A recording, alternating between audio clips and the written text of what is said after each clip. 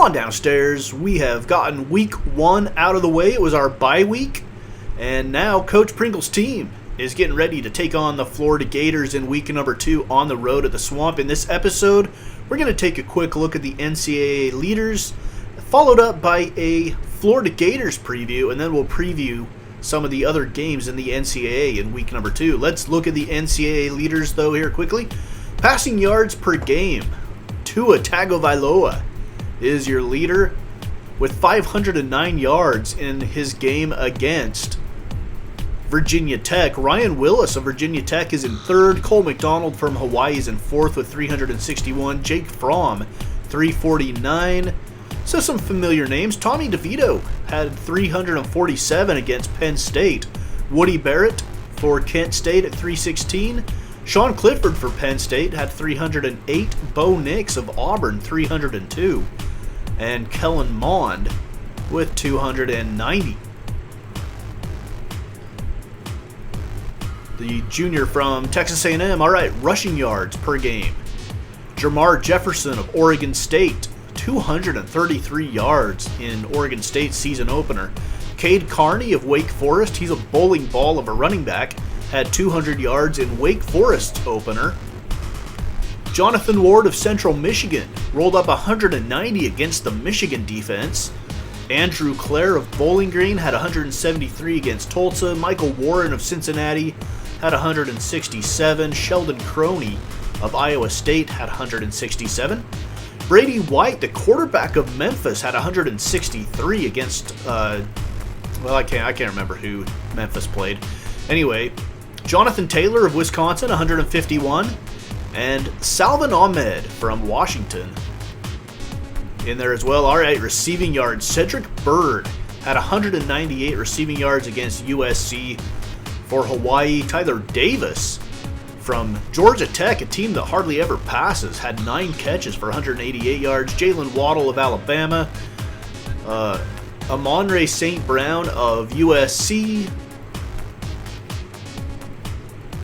had 151. Jordan Mitchell of Southern Miss had 149. Devin Gentry from Georgia State had 139. TJ Vasher of Texas Tech, 137. Bryce Wolma, the tight end of Arizona, had 122 in week 1. And Sean Riley of Syracuse had 119. All right, let's look at the big uglies. Pancake Blocks. Mays had 6 pancake blocks in the opener, and now some guys that had 5. Marcus Norman of South Florida, Dylan Parham of Memphis, Seth Jost of Western Kentucky, a team that we will play later on this season with Cal State Fullerton, Trey Adams of Washington, Jake Benzinger, Wake Forest, Zach Tom of Wake Forest, Jacob Rowland of Texas State had 5, as did Alex Gibbons of Ole Miss. All right, let's look at sacks by the defense.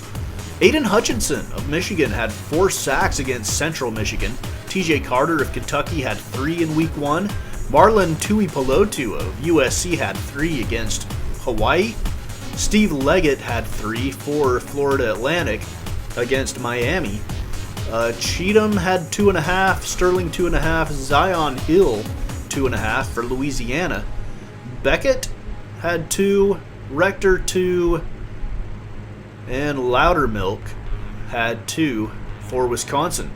All right, we're almost to the end of this quick look at our leaders. Interceptions, Niakwal of Rice had 2, Eddie Hahn of UConn had 2 in week 1. Dejon Rogers for New Mexico had 2 against the UTSA Roadrunners.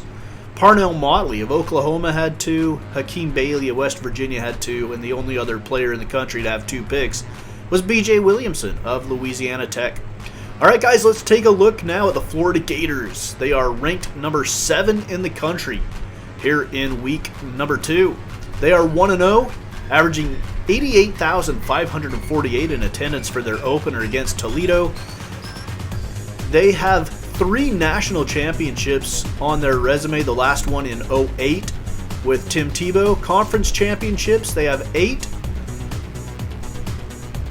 And Cal State Fullerton has no national championships and only 2 conference championships in our school history. The last conference championship came in 1984 when Cal State Fullerton won the Big West and went on to a bowl game against the Northern Illinois Huskies. So we get ready to resurrect this program. Let's look at Florida's Week 1 matchup against the Toledo Rockets. Florida was then ranked number 8 in the country. Felipe Franks goes up top to Ncaa Cleveland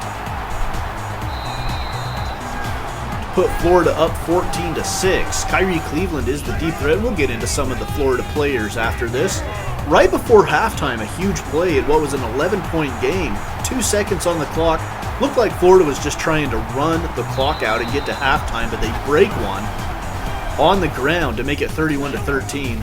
And then late in the game to cap off a blowout win, 52-13. The Gators roll in week number 1 over the Toledo Rockets.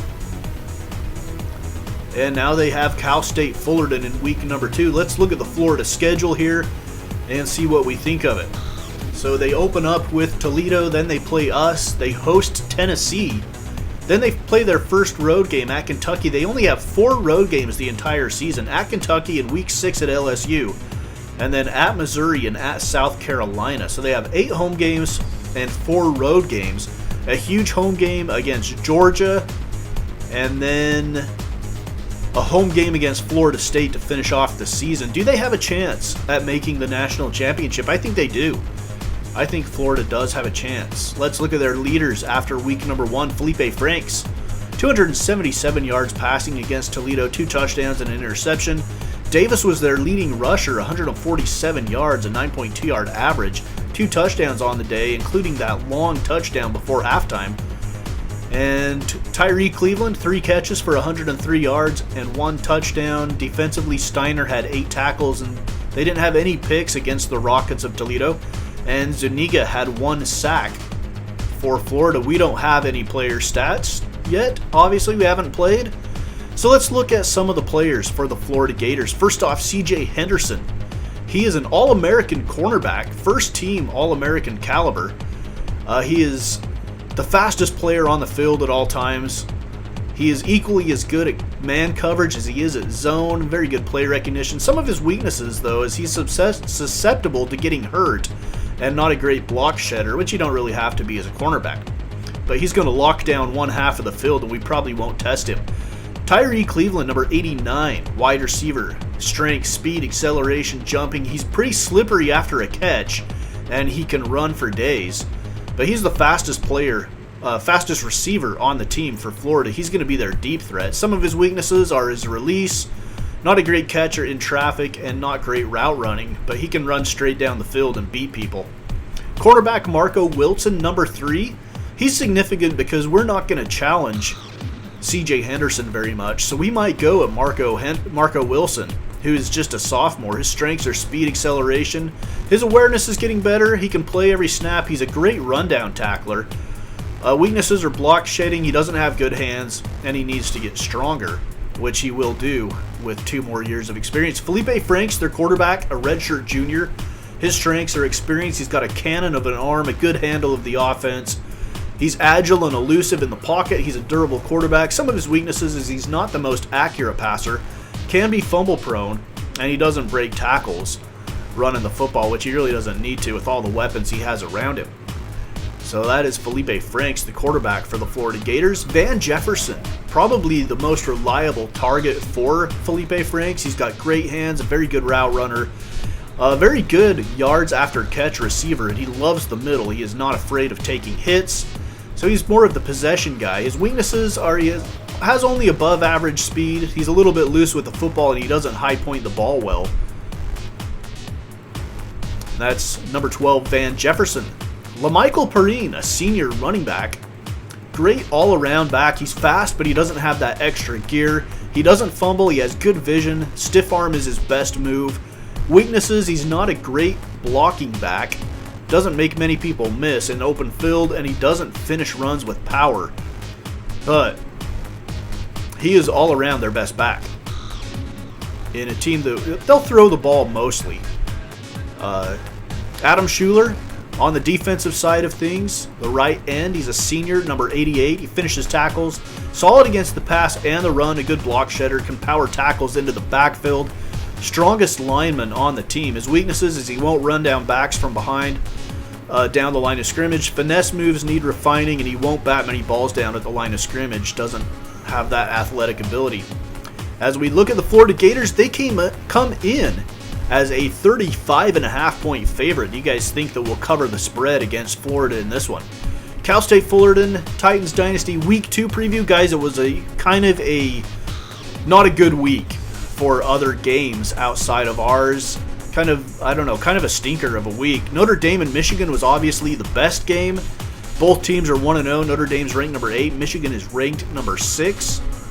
And I'm giving Michigan a 1.5 point favorite here at home against Notre Dame, which means that on a neutral field, I think Notre Dame would win this football game, but Michigan by 1.5. All right, West Virginia at Oklahoma. West Virginia at 1-0. Oklahoma also at 1-0. Sooners are ranked number 3. I give them 13.5 point favorites. Maryland at number 19, Iowa. Maryland hasn't played yet. I give Iowa an 11.5 point favorite. Western Kentucky at Tennessee. I like Tennessee by 18.5. San Diego State at Ohio State. I like Ohio State by 22.5. And that might not be enough. South Carolina at Georgia, another great game. I've got the Bulldogs at 9.5 at home against South Carolina. So who do you guys think will cover the spread? Who do you want like straight up in week number 2? As we get ready for the Florida Gators in our next episode, it'll be game day here on the Dynasty Cal State Fullerton Titans on Mama's Basement Sports Game.